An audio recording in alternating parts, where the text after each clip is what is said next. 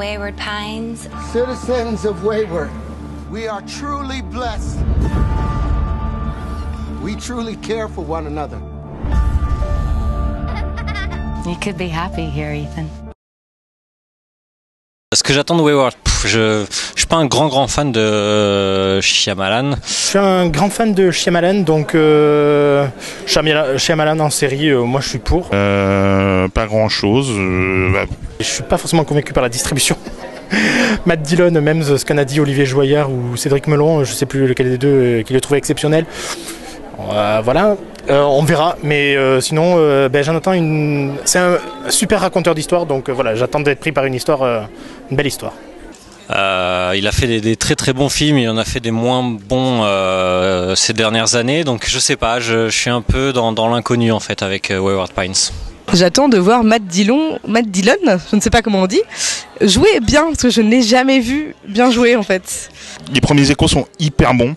Donc j'espère avoir envie de voir la suite, parce qu'on va juste voir le pilote, ça dure 45 minutes, donc pour se faire une idée, ça risque d'être un poil court, mais si on est déjà dans une espèce d'ambiance, ça peut être pas mal. J'espère que ça sera pas trop chiant. Non mais je sais pas, après c'est Night Shyamalan, donc je m'attends aussi à une bonne série, un rythme assez lent, des personnages développés, mais après ouais, ça m'étonne de voir Matt Dillon en personnage principal. Je suis pas non plus que ça attiré par le pitch, je connais pas trop le travail du réalisateur, mais la bande-annonce m'a plu. L'ambiance mystérieuse, pourquoi pas. Voilà, j'ai pas d'attente très élevée, on va dire. Je vais me laisser surprendre. J'avoue que c'est une série qui fait partie de... Voilà, on a toujours la dichotomie cinéma-série. Pour moi, il n'y a pas forcément ça. Et ben pour le coup, c'est une série que je serais ravie de voir en grand écran. C'est pas une question d'être au cinéma, c'est pas une question d'être avec d'autres gens. C'est pas une question du média spécifiquement, c'est vraiment une question d'avoir un visuel qui va permettre d'apprécier la série à sa plus juste valeur. Wayward Pines, je dois donner mon avis, c'est ça Alors, j'ai trouvé ça vraiment pas mal, efficace, avec une ambiance qui était bien mise en place. Alors Wayward Pines, voilà, moi je l'attendais beaucoup et bien en fait c'est une déception immense, bien sûr. Honnêtement, ça sera... Allez, je regarderai le deuxième, mais après ça sera sans moi, parce que c'est une accumulation de tout ce qu'on a pu voir dans le cinéma de Shyamalan et dans les séries assez étranges, genre Le Prisonnier, Twin Peaks, ou encore même la première image, ça rappelle Lost, donc ouais. J'ai trouvé le pilote plutôt réussi. La grande force de ce pilote, qui ne déborde pas d'originalité, c'est de donner envie de revenir pour le deuxième épisode. C'est ce qu'on demande à un pilote en général, hein, c'est d'être là au rendez-vous pour la suite. Et c'était plutôt décevant. Écoute, j'ai pas plus accroché que ça. J'ai trouvé ça assez laborieux, un montage assez bizarroïde, pas très cohérent. Il y avait un peu aussi une volonté de faire quelque chose d'assez claustrophobique, tu sens bien. Hein, c'est un peu dans un esprit de paranoïa, mais... Beaucoup de temps de perdu, ça m'a beaucoup... je me suis demandé s'il faisait un concours avec Ryan Murphy. Parce qu'il s'est dit American Horror Story, c'est plein de références à la culture de l'horreur. Alors du coup je vais faire la même chose avec la culture du suspense, et donc je vais mettre plein de références à tout, n'importe comment, dans le désordre, dans aucun ordre en fait, c'est surtout ça. Non, j'avais pas spécialement d'attente sur Wayward Pines, n'étant pas un immense fan de Shyamalan.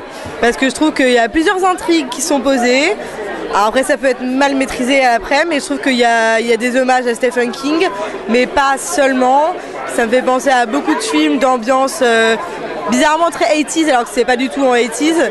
Mais j'aime bien ce côté confinement. Ça sentait pas mal le renfermer, le déjà vu. Matt Dillon est bien, il fait bien le job. Le casting féminin, on a plaisir de retrouver Juliette Lewis,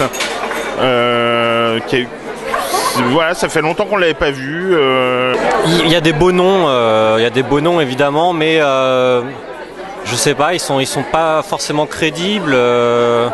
Ils sont pas très bons. Matt Dillon, il cabotine un peu, donc c'est dommage. Les petits liens entre les personnages, voilà, ça me donne envie de voir la suite. Et Matt Dillon n'est pas trop mal. McDermott pour American Horror Story m'aura fait à peu près autant d'effets que Dillon pour. C'est des gens que t'as pas envie de suivre en fait. C'est bête, hein, c'est juste il y a pas d'empathie quoi. T'as aucun intérêt pour le personnage, tu sais rien de lui. Du coup il peut très bien mourir, être dans une expérience. De la CIA, être avec des extraterrestres, être actuellement dans une cellule complètement capitonnée avec le gilet bras croisés. Je m'en fiche complètement, je me fous de savoir ce qui lui arrive, ça n'a aucun intérêt. Quoi qu'il en soit, même Matt Dillon, il est pas terrible. Enfin, il est complètement transparent pendant tout l'épisode. Enfin bon, bref. Non, il y a trop de points négatifs pour que ce soit vraiment emballant pour les 9 autres épisodes qui restent de la saison. J'ai réussi à quand même être déçu par ce premier épisode qui emprunte beaucoup de choses à beaucoup d'autres séries. Franchement, j'ai trouvé ça... après, c'est difficile de juger sur 45 minutes. C'est très court. Mais il y a une ambiance, il y a plein de questions qui se posent, il y a plein de références. On pense, tout le monde l'a dit déjà. Hein, on pense à Twin Peaks, on pense aux prisonniers. Moi, j'y ai vu un petit peu de The Truman Show également. Une atmosphère déjà vue, un mystère déjà vu. On peut penser à Under the Dome récemment ou Person Unknown il y a quelques années. Le prisonnier, enfin vraiment beaucoup de séries du même genre en fait.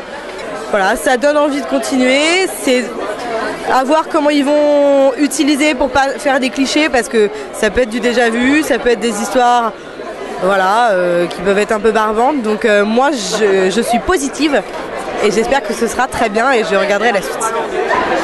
Non, j'ai pas trouvé qu'il y avait une patte particulière de poser sur l'épisode. Il y a certains plans qui rappellent un peu ce qu'il avait fait dans ses films.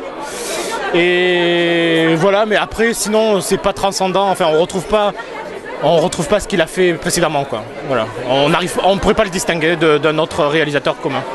Est-ce qu'il a une idée? Est-ce qu'il va quelque part? C'est lui et j'espérais qu'il allait essayer de revisiter sa lecture du suspense dans le cadre d'une série et du coup essayer de jouer subtilement sur le côté cliffhanger et tout.